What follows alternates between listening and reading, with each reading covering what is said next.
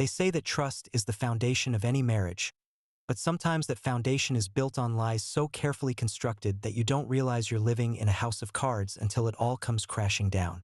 My name is Jonathan, and this is the story of how discovering my wife's affair through our shared fitness tracker led me to orchestrate a revenge so precise that it exposed not just her infidelity, but the entire network of deception she had built around our marriage. My wife Rebecca and I had been married for 7 years when I bought us matching fitness trackers for our anniversary. It seemed like a thoughtful gift. We had both been talking about getting more serious about our health and fitness, and I thought it would be fun to have a shared goal and be able to encourage each other's progress throughout the day. Rebecca seemed genuinely excited about the fitness tracker when I gave it to her. She immediately set up her profile and started exploring all the features: step counting, heart rate monitoring, sleep tracking, and the social aspects that allowed us to share our daily activities and compete in friendly challenges with each other. For the first few weeks, everything seemed normal. We would check each other's progress throughout the day, send encouraging messages through the app, and celebrate when one of us hit our daily goals. Rebecca was particularly enthusiastic about the step counting feature and seemed motivated to increase her daily activity levels. I noticed that Rebecca's step counts were consistently higher than mine, which made sense because she had started taking longer walks during her lunch breaks and had joined a yoga class that met twice a week after work. She would often come home energized and happy, telling me about her walks through the downtown area near her office or sharing what she had learned in her yoga sessions. What I didn't realize at first was that the fitness tracker was recording much more than just Rebecca's steps and heart rate. The device also tracked location data, and when I eventually discovered this feature and began paying attention to the patterns, I realized that Rebecca's daily activities were not what she had been telling me they were. The yoga studio that Rebecca claimed to attend twice a week was located on the east side of town, but her location data showed that during those supposed yoga sessions, she was actually spending time in a residential neighborhood on the west side of town. The long lunch walks that she described taking through the downtown business district were actually taking place in the same residential area. At first, I thought there might be a simple explanation. Perhaps the yoga studio had moved locations and Rebecca had forgotten to mention it, or maybe she had discovered a new walking route that she preferred to the downtown area. I didn't want to jump to conclusions or seem like I was monitoring her activities, so I decided to investigate more discreetly before confronting her about the discrepancies. I began paying closer attention to Rebecca's fitness data and started cross-referencing it with her stories about her daily activities. The patterns that emerged were troubling and consistent. Every Tuesday and Thursday, when Rebecca claimed to be at yoga class, her tracker showed her spending exactly 90 minutes in the same residential neighborhood. Her heart rate data during these periods showed elevated levels that were consistent with physical activity, but the location data made it clear that she was not at any yoga studio. The lunch walks that Rebecca described were also suspicious when I examined the data more carefully. She would leave her office building and drive to the same residential neighborhood where she supposedly attended yoga classes. She would spend about an hour there, with her heart rate showing periods of both elevated activity and extended periods of rest, before returning to her office. I realized that I needed to investigate this residential neighborhood to understand what Rebecca was actually doing there. I drove through the area during one of her supposed yoga sessions and discovered that it was a quiet, upscale neighborhood with single-family homes and no commercial businesses or fitness studios anywhere nearby. The address where Rebecca's tracker consistently showed her spending time was a modest 2-story house with a well-maintained yard and a driveway that usually had a silver sedan parked in it. I didn't recognize the house or the car, and I had no idea who might live there or why Rebecca would be visiting this location twice a week. I decided to do some research on the property to see if I could identify the owner. Public records showed that the house was owned by a man named David Chun, who worked as a marketing consultant for various local businesses. I didn't recognize the name, and Rebecca had never mentioned knowing anyone named David Chun. I began to suspect that Rebecca was having an affair, but I wanted to gather more evidence before confronting her about my suspicions. I continued monitoring her fitness tracker data and started paying closer attention to other aspects of her behavior that might provide additional clues about what was really happening during her supposed yoga sessions and lunch walks. I noticed that Rebecca's mood and energy levels seemed to follow a pattern that corresponded with her visits to David Chen's house.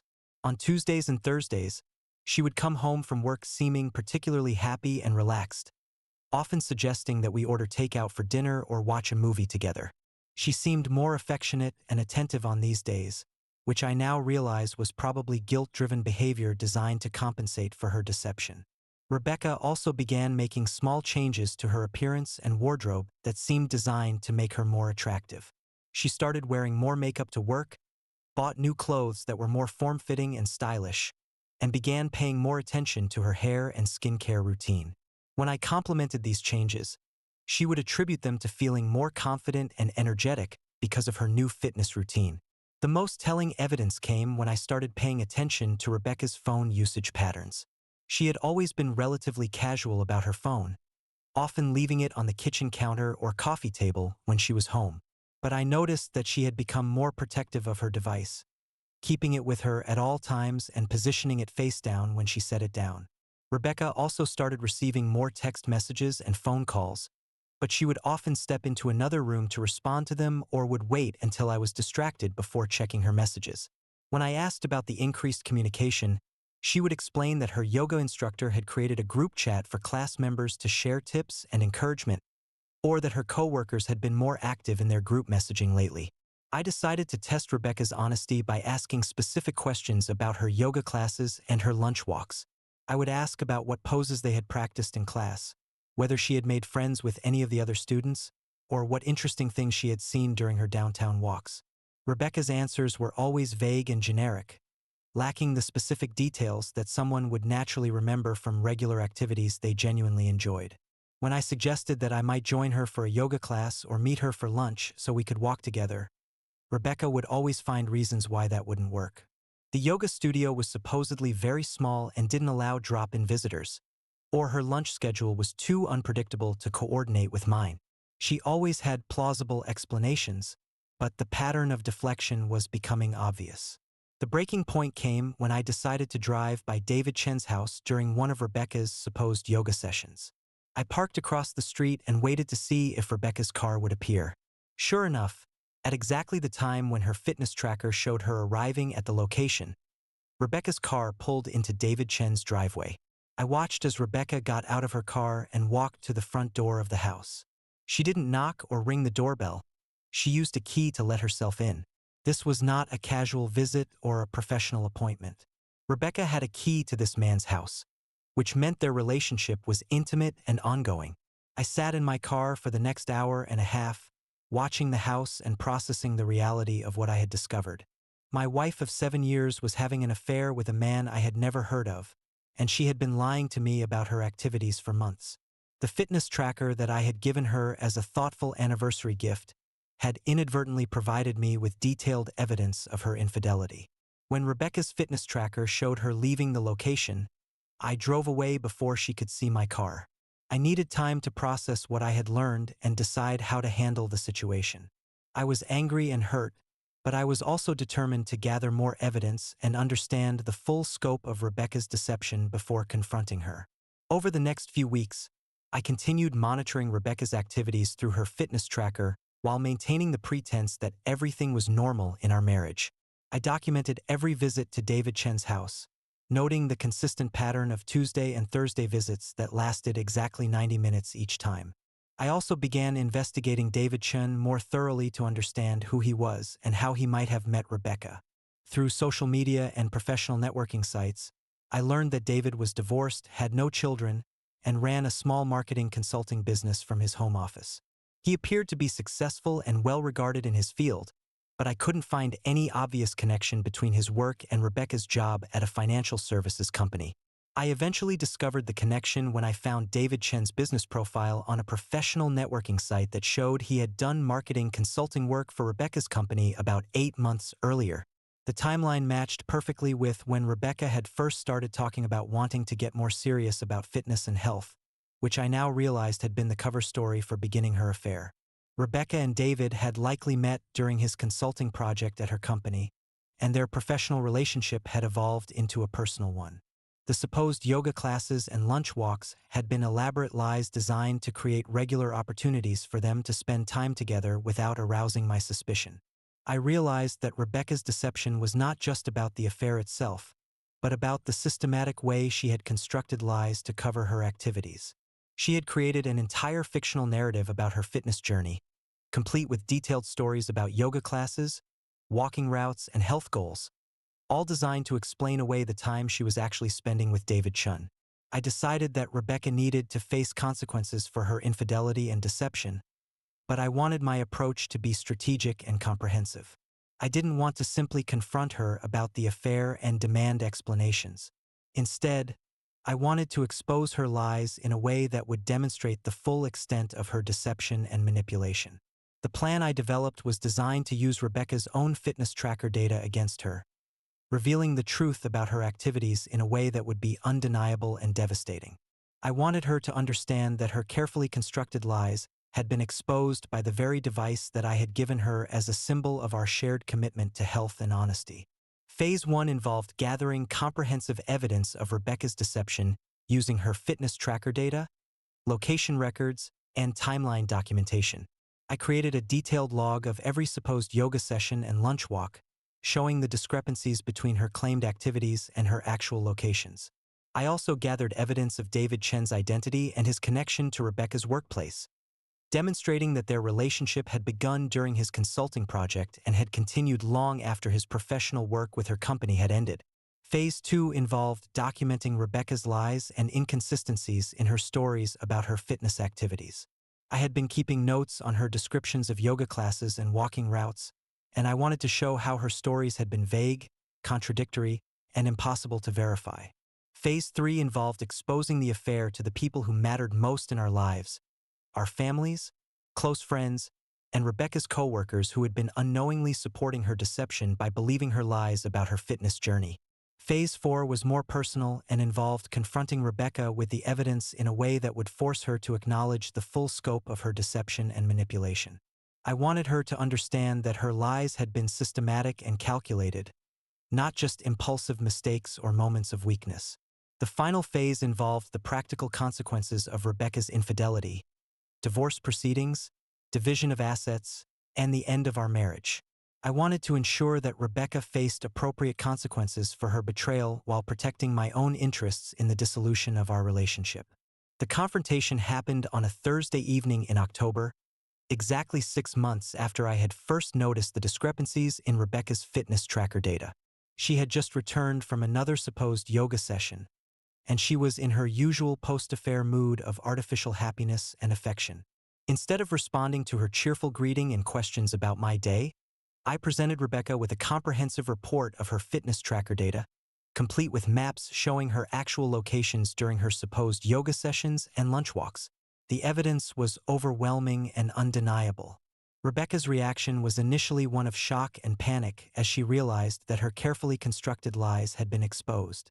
She tried to deny the evidence at first, claiming that there must be some mistake with the fitness tracker data or that I was misinterpreting the location information. But the evidence was too detailed and consistent for her denials to be credible.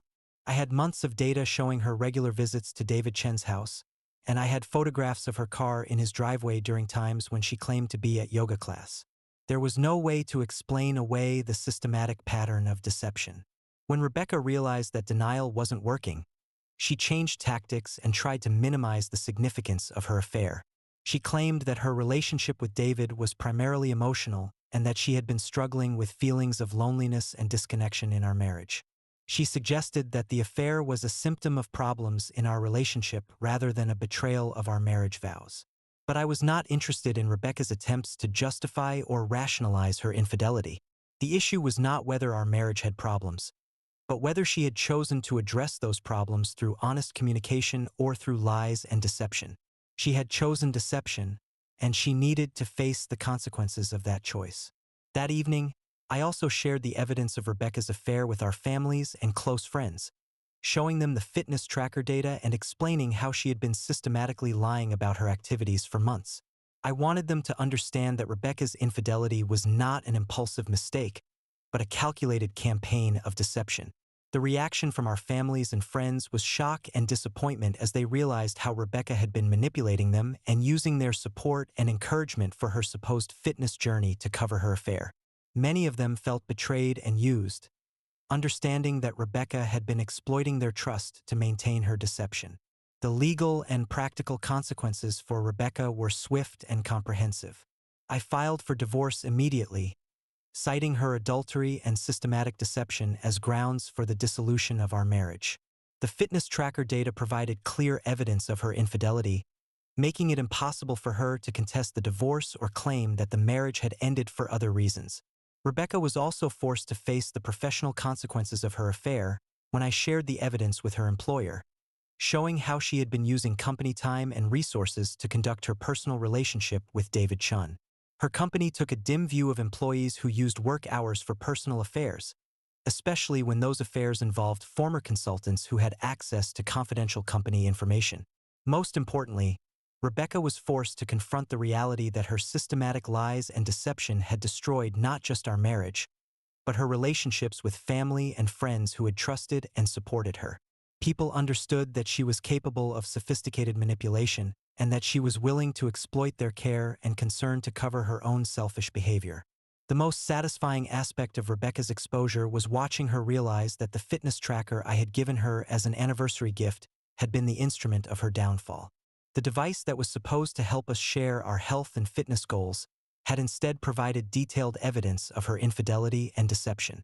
Rebecca had thought she was being clever by creating elaborate cover stories for her affair, but she had failed to consider that modern technology would document her actual activities and locations. Her lies had been systematic and calculated, but they had also been easily exposed by the very device she had been wearing every day. The divorce proceedings were straightforward and decisive. Rebecca's adultery was well documented through the fitness tracker evidence, and she had no grounds to contest the dissolution of our marriage or to claim a significant portion of our shared assets. The systematic nature of her deception also made it clear that she had been planning and conducting her affair for an extended period, which influenced the court's decisions about property division and support obligations. Rebecca's relationship with David Chun did not survive the exposure of their affair. The stress and public scrutiny of their relationship, combined with the professional consequences they both faced, ultimately led to the end of their involvement with each other. Rebecca discovered that David was not willing to support her through the difficult consequences of their affair, and their relationship dissolved within months of being exposed. Most importantly, I was able to move forward with my life knowing that I had handled Rebecca's betrayal with dignity and strategic thinking. I had not allowed my anger and hurt to drive me to impulsive or destructive actions. Instead, I had gathered evidence, documented the truth, and ensured that Rebecca faced appropriate consequences for her choices. The fitness tracker data that had exposed Rebecca's affair also provided me with valuable insights about the importance of trust and verification in relationships. I learned that it's possible for people to maintain elaborate deceptions for extended periods, and that technology can sometimes reveal truths that would otherwise remain hidden. I also learned that systematic deception is often more damaging than impulsive betrayal because it demonstrates a willingness to manipulate and exploit trust over time. Rebecca's affair was not a moment of weakness or poor judgment. It was a calculated campaign of lies that had required ongoing effort and planning to maintain. The experience taught me to pay attention to patterns and inconsistencies in people's behavior, and to trust my instincts when something doesn't seem right. The discrepancies in Rebecca's fitness tracker data had been subtle at first, but they had revealed a much larger pattern of deception when I took the time to investigate them thoroughly. Looking back on this experience, I am proud of the way I handled the discovery of Rebecca's affair. I could have confronted her immediately when I first suspected something was wrong, but instead I took the time to gather comprehensive evidence and develop a strategic response. This approach ensured that Rebecca could not deny or minimize her deception, and it provided me with the documentation I needed to protect my interests in the divorce proceedings. The marriage that I had thought was built on trust and shared goals had actually been undermined by systematic lies and manipulation. But the process of exposing Rebecca's deception had also revealed my own strength and resilience, and it had prepared me to build healthier relationships in the future based on genuine honesty and transparency. Rebecca's affair had been a betrayal of our marriage vows and our shared commitment to honesty and fidelity. But her systematic deception had been an even deeper betrayal because it had demonstrated her willingness to manipulate my trust and exploit my care for her to cover her selfish behavior.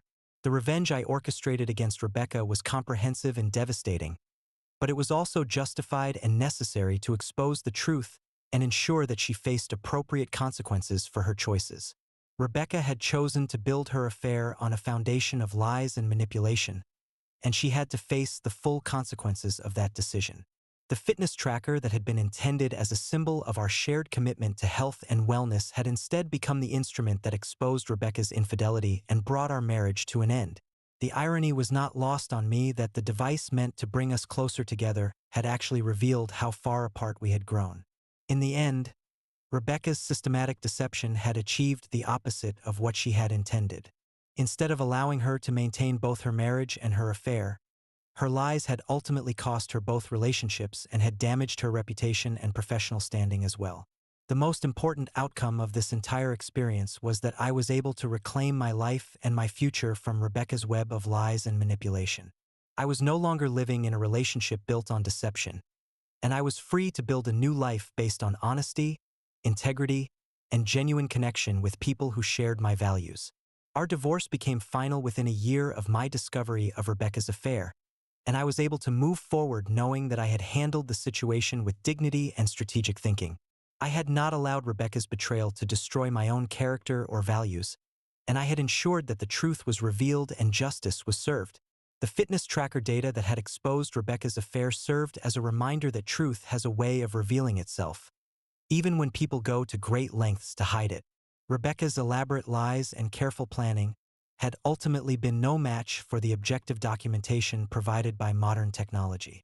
Rebecca learned that deception and manipulation come with consequences that extend far beyond the immediate goals they are meant to achieve. She lost her marriage, her reputation, and the respect of family and friends who had trusted her. She discovered that the trust and love of the people closest to her, once broken through systematic betrayal, could not be easily repaired or replaced. The revenge was complete, the truth was exposed, and I was finally free to build a new life based on the values of honesty and integrity that Rebecca had abandoned. I had won not just a legal victory in the divorce proceedings, but a moral victory that validated my commitment to truth and accountability in relationships. Looking forward, I carried with me the lessons I had learned about the importance of paying attention to patterns and inconsistencies, trusting my instincts when something seems wrong, and using technology and evidence to verify trust rather than simply assuming that people are being honest. The experience had been painful and difficult, but it had also been educational and ultimately liberating. I had learned that I was capable of handling betrayal and deception with strategic thinking and dignity, and I had proven to myself that I would not compromise my own values even when faced with the worst kind of personal betrayal. Rebecca's story became a cautionary tale about the dangers of building relationships on lies and manipulation, and about the way that modern technology can expose deception that might otherwise remain hidden. Her downfall served as a reminder that systematic betrayal ultimately destroys not just the relationships it is meant to preserve, but the character and integrity of the person who chooses deception over honesty. The fitness tracker that had been meant to bring us closer together had instead revealed the distance that Rebecca's lies had created between us. But it had also provided me with the evidence I needed to reclaim my life and build a future based on the values that truly mattered to me. In the end, the revenge was not just about exposing Rebecca's affair or ensuring that she faced consequences for her betrayal. It was about vindicating the principles of honesty and integrity that she had abandoned, and about proving that truth and accountability will ultimately prevail over lies and manipulation. The marriage that Rebecca had destroyed through her systematic deception was replaced by a new understanding of what genuine partnership should look like, built on transparency, mutual respect, and shared commitment to honesty in all aspects of life. Her betrayal had been devastating, but it had also been educational, and I was determined to use those lessons to build better relationships in the future. Rebecca's affair and the elaborate lies she had constructed to cover it had ultimately cost her everything that should have mattered to her: her marriage, her integrity, and the trust of the people who had loved her. The fitness tracker data that exposed her deception served as a permanent reminder that truth has a way of revealing itself, no matter how carefully people try to hide it. The revenge was complete, justice was served, and I was finally free to move forward with my life, knowing that I had handled one of the most difficult challenges a person can face with dignity, strategic thinking, and unwavering commitment to the truth.